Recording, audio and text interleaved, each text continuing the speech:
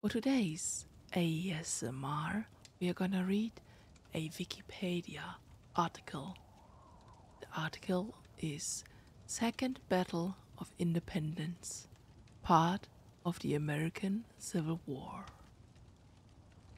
The Second Battle of Independence was fought on October 22nd, 1864, near Independence, Missouri, a part of Prince's Raid during the American Civil War.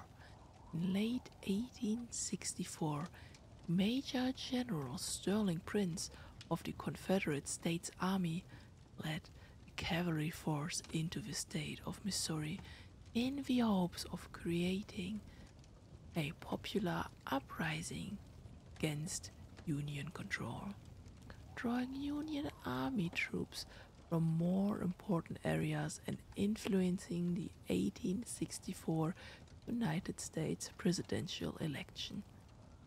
Price was opposed by a combination of Union Army and Kansas State militia forces positioned near Kansas City and led by Major General Samuel R. Curtis. Union cavalry under Major General Alfred Pleasonton followed Prince from the east, working to catch up to the Confederates from the rear. While moving westwards along the Missouri River, Price's men made contact with Curtis' Union troops at the Little Blue River on October 21st. After forcing the Union soldiers to retreat in the Battle of Little Blue River, the Confederates occupied the city of Independence, which was 7 miles away. On October 22nd, part of Price's forces pushed Curtis's men across the Blue River 6 miles west of Independence. In the Battle of Brimes Ford, while Pleasanton drove back Confederate defenders from the Little Blue. Confederate troops from the divisions of Major General James F. Fagan and Brigadier General John S. Marmaduke resisted Pleasonton's advance. Two Union brigades forces forced the Confederates through Independence, capturing 2 cannons and 300 men. While Pleasanton brought up two fresh brigades, the Confederates regrouped southwest of town. Further Union pressure drove the defenders back. Fighting continued until after dark. By the end of October 22nd, almost all of the Confederate forces had fallen back across the Blue River. The next day, Price was defeated in the Battle of Westport and his men fell back through Kansas, suffering further defeats on the way before reaching Texas. The Confederates suffered heavy losses during the campaign. The expansion of the town, now city of Independence, into areas that were rural at the time of the battle had resulted in urban development over much of the battlefield, such that meaningful preservation is no longer possible. Background: when the American Civil War began in 1861, the state of Missouri did not succeed despite allowing slavery, and it was politically divided. Governor of Missouri Claiborne Fox Jackson supported secession and the Confederate States of America, both of which were opposed by Union Army elements under the command of Brigadier General Nathaniel Lyon. A combination of Confederates and pro-secession Missouri State Guard forces defeated Lyon at the Battle of Wilson Creek in August, but were confident to southwestern Missouri by the end of the year. The state also developed two competing governments, one supporting the Union and the Confederacy, and the other the Confederacy. Control of Missouri passed to the Union in March of 1862 after the Battle of the Pea Ridge in Arkansas, and Confederate activity in Missouri was largely restricted to raids on guerrilla warfare through the rest of 1862 and into 1863.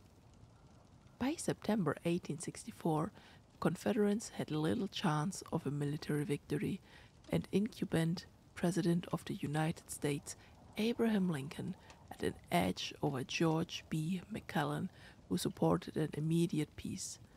In the 1864 United States presidential election, dire situation east of the Mississippi River in the Atlanta campaign and the siege of Petersburg, General Edmund Kirby Smith, commander of the Confederate Trans-Mississippi Department, was ordered by Confederate President Jefferson Davis, military advisor General Braxton Bragg, to send his infantry across the river to more important areas of the war.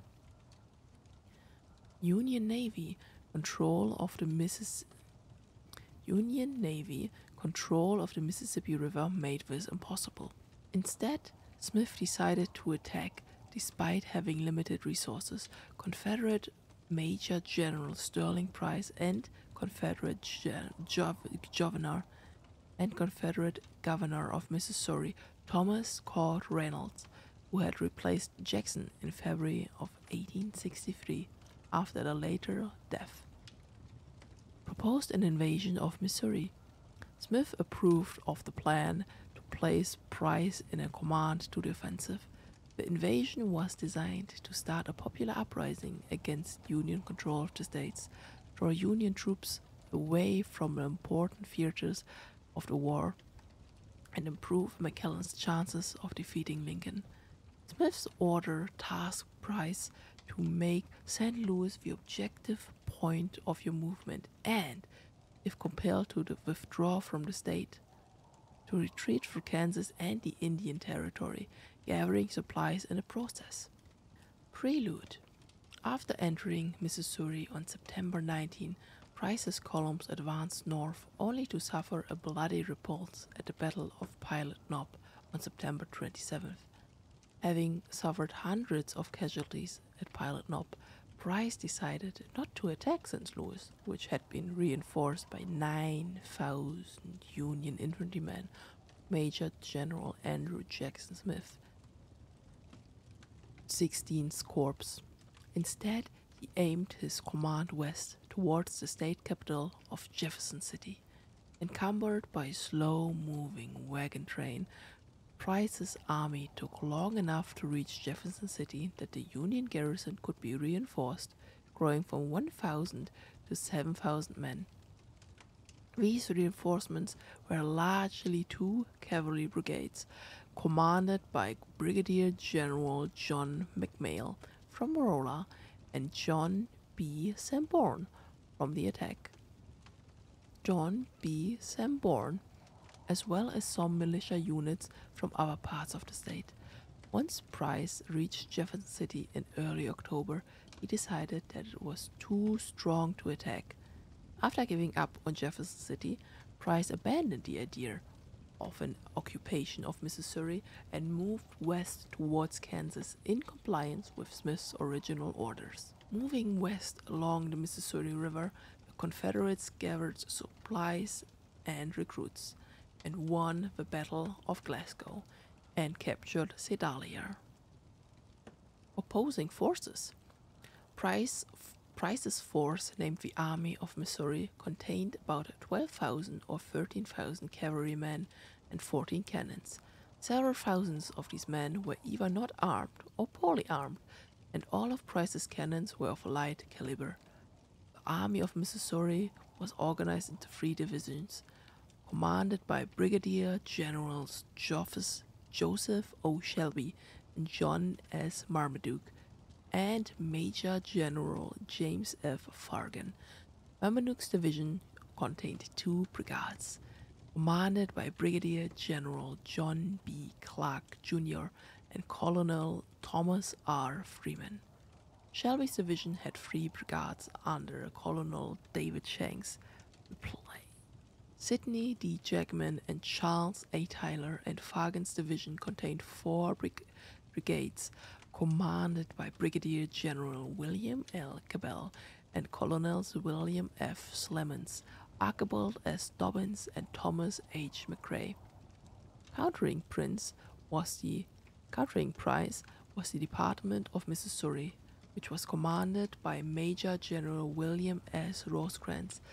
Many of the department's 10,000 men were militia who were scattered throughout the state in a variety of local districts and subdistricts.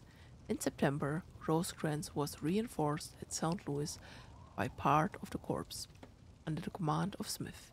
A Union cavalry division was formed on October 6 in Jefferson City under the command of Major General Alfred Pleasonton. Pleasonton's command consisted of 4 brigades, although one of them was not in the area at the time. The 4 brigades were composed of a mixture of Union Army troops and Missouri militia and were supported by 12 cannons. They were commanded by Brigadier Generals Egbert Brown, McNeil, and Sanborn, and Colonel Edward F. Winslow. Sanborn temporarily commanded the formation until President took full command on October 20th. On the other side of the state, the Union Army of the Border was formed under the command of Major General Samuel A. Curtis, the commander of the Department of Kansas. It consisted of a combination of Union Army soldiers and the men from Kansas State Military. The Army of the Border was divided into 2 wings, one commanded by Major General George V. Diesler and the other by Major General James G. Blunt. While Blunt's non-militia soldiers moved east towards Price, political forces in Kansas prevented the militiamen from traveling further into Missouri than the Blue River. Many of the militia officers were politicians allied to competing factions in 1986's Kansas's governmental election, and allegations that the militia mobilization was intended to affect the elections were common. Lexington and Little Blue River.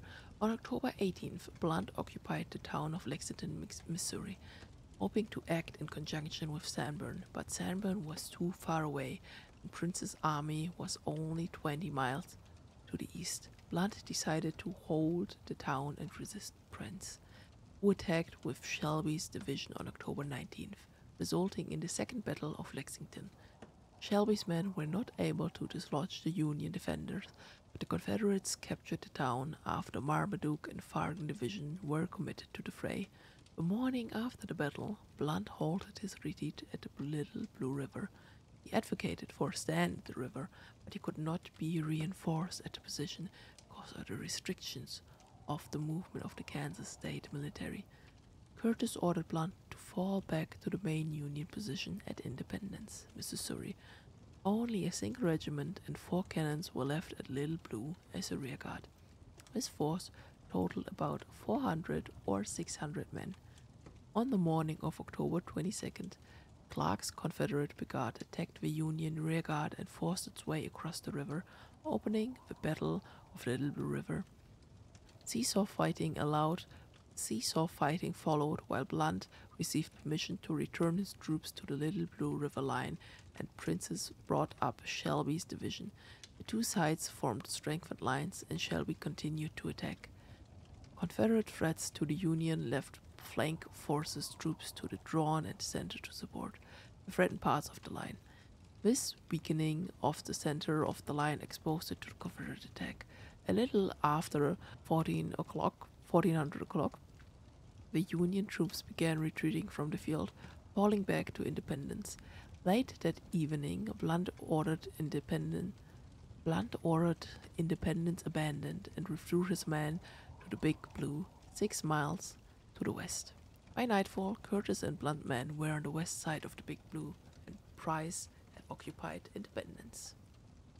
From the Little Blue to Independence, on October 22nd, Prince made a feinting attack against the north part of the Big Blue River line, while Shelby's division attacked in forces further south, bringing on the Battle of Brimes Ford.